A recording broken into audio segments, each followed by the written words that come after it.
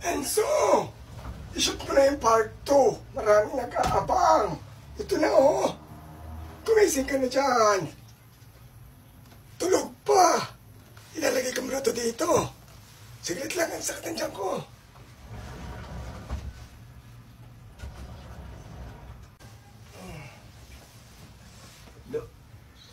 Parang tinawag ako ni Lolo. Uy! Nandito na pala to. May video na dito. Wow!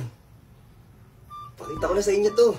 Part 2. Wow! Effective nga! Ang galing, cool patch lang, no? Binabad ko lang to ng mahigit 15 hours. Ano yan? Mukhang bulating malambot. Ang cute nga po, Lolo, eh. Ang sarap pisil-pisilin. Para talaga siyang squishy sa simula. Totoo pala yung napanood kong video. Oo nga, ang ganda. At ang ganda rin ng kulay. Sobrang lambot.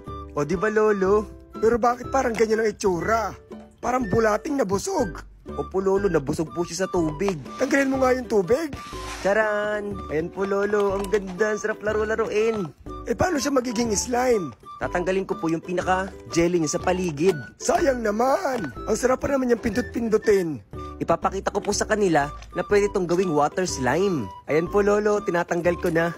Pinasama mo na yung bulating busog. Opo, tatanggalin ko po yung pinaka-jelly dito. At kailangan ay alisin yung pinaka-papel. Ang galing, Lolo, no? Mabuti na lang binabad mo ng matagal. Kasi nung una nakikita ko mapayat pa yan eh. Oo nga po eh. Talaga pong pinagtyagaan kong ibabad ng matagal para lumaki talaga siya.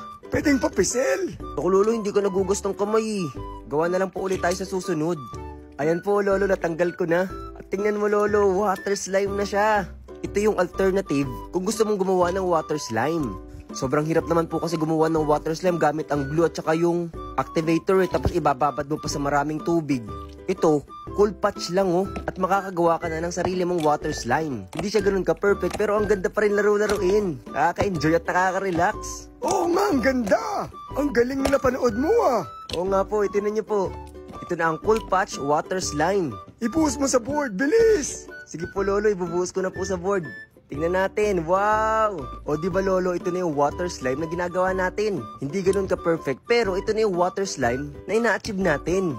Ang galing! May naisip ako. Ano po, sip-sip? Ikaw naman yung bingi ngayon. Joke lang po. Ano po yung naisip niyo, Lolo? Gumawa ka ng part 3 na ihalo mo yan sa mga slimes mo. Ano kaya magiging itsura?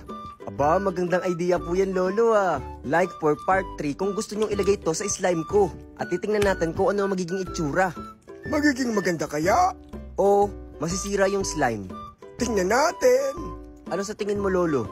Na-excite na rin ako. Ako din po eh. Excited na rin po akong ihalo dun sa slime ko.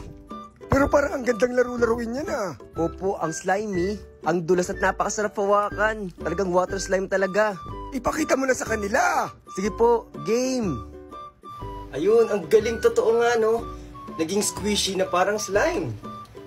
Oh, galing no. Bibili lang pala kayo ng cool patch at makakagawa na kayo ng sarili nyong water slime nang walang glue at walang activator. Ang cute. Oh. Gawa na rin kayo. Mura lang yun. 50 pesos lang sa Mercury Drug.